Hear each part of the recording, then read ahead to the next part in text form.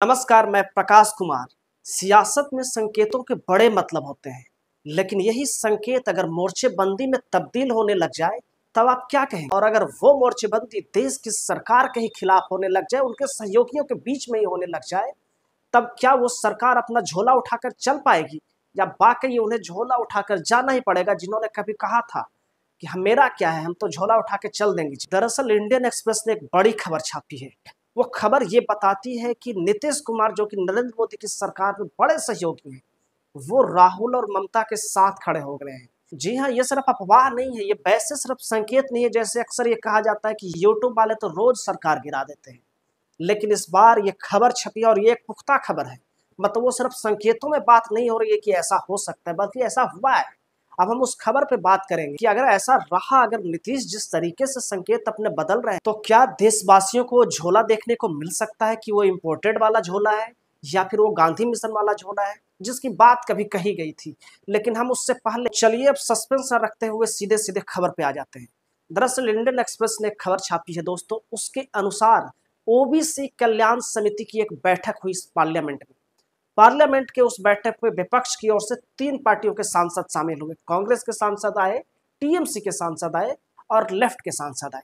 वहां ओबीसी से रिलेटेड मामलों पे चर्चा होनी थी। उसमें विपक्ष के जो सांसद थे, उन्होंने मांग की कि जातिगत जनगणना इसमें शामिल होना चाहिए और उस पर चर्चा होनी चाहिए, जो कि विपक्ष की लगातार मांग है। राहुल गांधी भी लगातार इसके लिए आंदोलन कर रहे हैं कि नहीं, जातिगत जनगणना तो होनी ही चाहिए।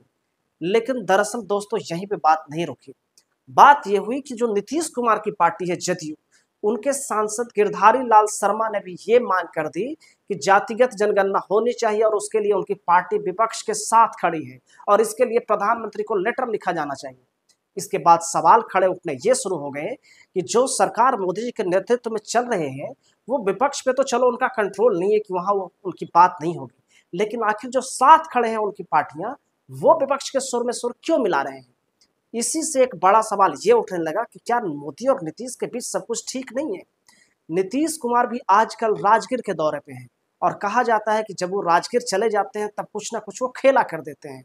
तो क्या वाकई इस बार कोई खेला नीतीश करने वाले हैं? इतना ही नहीं, नीतीश इस कदर नाराज है कि ये भी खबर छन छन कर सामने आ रही है दोस्तों कि नीतीश जी की पार्टी के 6 सांसद चुपके चुपके अमित शाह के साथ चाय पी रहे हैं। अब बताइए, उस चाय पीने की खबर से नीतीश जी इतने नाराज है कि कहीं हमारी पार्टी को तोड़ तो नहीं दिया जाएगा। और इसी बीच ये भी खबर है कि इसी डर से हो सकता है वो इंडिया गठबंधन का दामन थाम ले पार्टी टूटने से पहले ही। इसके बीच एक खबर चिराग पासवान पे है। मोदी के हनुमान कहे जाने वाले चिराग पासवान पिछले दिनों लगातार मोदी जी के खिलाफ बोलने लग गए। 3 अलग अलग फैसलों पे उन्होंने उसके खिलाफ बोला। जैसे यूपीएससी में लेटरल भर्ती का मामला आया, चिराग पासवान ने सिर्फ बोला ही नहीं, सीधा मोदी जी को लेटर लिख दिया। इसके अलावा उन्होंने जातिगत जनगणना की भी मांग उठा दी, जिसके बाद केंद्र की मोदी सरकार थोड़ी सी अनकंफर्टेबल हो गई कि आखिर कैसे जो आदमी अपने आप को हनुमान बताता था वो मेरे खिलाफ कैसे हो गया। बस यहीं से राम ने हनुमान के खिलाफ साजिश रच दी और खबर ये आने लगी कि 3 सांसद लोजपा के बीजेपी में शामिल हो सकते हैं और प्रधानमंत्री नरेंद्र मोदी ने उन सांसदों से मुलाकात भी कर ली है। अब ये खबर सुनकर चिराग पासवान के होश उड़ गए। ये क्या हो रहा है? इसी बीच बीजेपी ने एक और चीज कर दी और चिराग पासवान के चाचा पशुपति कुमार पारस से बिहार बीजेपी के अध्यक्ष उनके घर पर मिलने चले गए। उसके बाद पशुपति कुमार पारस दिल्ली आते हैं। दिल्ली में अमित शाह और नरेंद्र मोदी से उनकी मुलाकात होती है और उसके बाद खबर ये उड़ने लगती है कि बीजेपी चिराग पासवान का विकल्प ढूंढ रही है।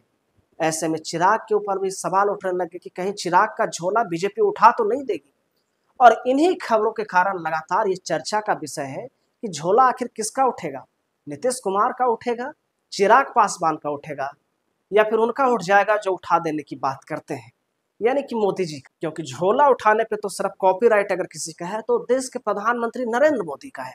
उन्होंने ही कभी झोला उठाने की बात की थी कि मेरा क्या है, मैं तो झोला उठा के चला जाऊंगा जी। लेकिन अब सवाल ऐसे बन रहे हैं कि क्या उनके सहयोगी पार्टियां ऐसे माहौल बना देगी, ऐसी स्थिति खड़ी कर देगी कि साहब को झोला उठाना पड़ जाएगा? और ये बड़ा सवाल है। इसलिए अब लगातार ये खबर पुख्ता होती चली जा रही है कि एनडीए में सब कुछ ठीक नहीं है और इसी कारण लगातार चिराग पासवान भी नाराज दिख रहे हैं, नीतीश कुमार तो नाराज दिख ही रहे हैं। तो कुछ खेला ना हो जाए, क्योंकि नीतीश अभी 2 दिन पहले नाराज नहीं हुए हैं। नीति आयोग की बैठक हुई, उसमें भी नीतीश कुमार शामिल नहीं हुए। और केंद्र की मोदी सरकार ने नीतीश जी के एक करीबी आईएएस अफसर के ऊपर छापा मार दिया ईडी का, जिसके बाद वो और नाराज हो गए कि उनके करीबी लोगों पे छापा मारा जा रहा है। तेजस्वी पे छापा एक बार के लिए ईडी का पड़ता तो एक बार के लिए समझ में आता कि बीजेपी ने किया है नीतीश के इशारे पे, लेकिन नीतीश के करीबी आईएएस पे ईडी का छापा पड़ गया, जिसके बाद से ही नीतीश जी नाराज हैं। तो सवाल उठ रहा है कि क्या नीतीश कुमार खेला कर देंगे, और कहीं ये खेला इस बार चिराग पासवान भी तो नहीं कर देंगे। जिस तरीके से खबरें प्लांट हो रही हैं कि उनके भी सांसद प्रधानमंत्री मोदी के संपर्क में है और पार्टी को तोड़ा जा सकता है, क्योंकि ऐसी स्थिति में हर किसी को अपनी पार्टी बचानी होती है। और अब देखना दिलचस्प होगा कि आने वाले समय में होगा क्या। लेकिन दोस्तों मेरे अकॉर्डिंग अगले 1-2 महीने कुछ होने वाला नहीं। क्यों? क्योंकि इस समय नवंबर और दिसंबर में 4 राज्यों के चुनाव हैं।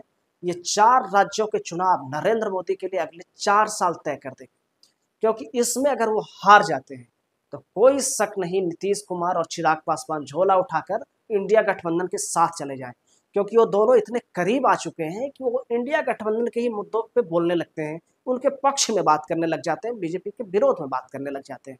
तो अगर बीजेपी नवंबर और दिसंबर में चुनाव हार जाती है महाराष्ट्र, झारखंड, हरियाणा और कश्मीर के, तो बहुत संभव है कि ये दोनों नेता पाला बदल लें, क्योंकि इन दोनों को अब डर लगने लगा है कि क्या बीजेपी एक बार फिर से पार्टी तोड़ देगी, क्योंकि चिराग की पार्टी तो पहले भी टूट चुकी है। वो उस दर्द को पहले भी झेल चुके हैं जिस समय उनकी पार्टी तोड़ी गई थी। यही बीजेपी थी। उन्होंने दिल्ली के आवास पे उनका आवास खाली करा दिया था, जो रामविलास पासवान को 30 सालों से मिला हुआ था। उसमें उनकी फोटो तक बाहर फेंक दी गई थी। उस दौर को चिराग पासवान ने झेला है, तो कहीं ना कहीं वो लगातार इस चीज़ पे ध्यान देंगे कि उनकी पार्टी फिर से न टूट जाए। तो झोला इस बार किसका उठेगा, ये 2 चुनाव तय कर देंगे। बाकी दोस्तों आप इस खबर पे क्या सोचते हैं? क्या एनडीए के अंदर सब कुछ ठीक नहीं है और नीतीश और चिराग दोनों नाराज हैं? चंद्रबाबू नायडू अपना फायदा खूब ले रहे हैं। वो बार बार दिल्ली आ जाते हैं हर एक 10 दिन में और लगातार इस सरकार से फायदा ले रहे हैं। लेकिन जब सरकार गिरने वाली होगी तो जाहिर सी बात है चंद्रबाबू नायडू विपक्ष में तो रहना नहीं चाहेंगे, वो भी पलट जाएंगे। तो ऐसे में बड़ा सवाल यही है कि क्या इस सरकार के दिन बड़े कम बचे हैं? आप इस खबर पे क्या सोचते हैं दोस्तों? क्या नीतीश कुमार और चिराग पासवान मोदी जी का साथ छोड़ देंगे या फिर अभी उनके साथ बने रहेंगे? कमेंट करके जरूर बताइएगा, और वीडियो अगर अच्छा लगा हो तो इसे लाइक, शेयर और चैनल को सब्सक्राइब जरूर कर दीजिएगा। हम मिलेंगे आपसे अगले वीडियो में, तब तक के लिए नमस्कार।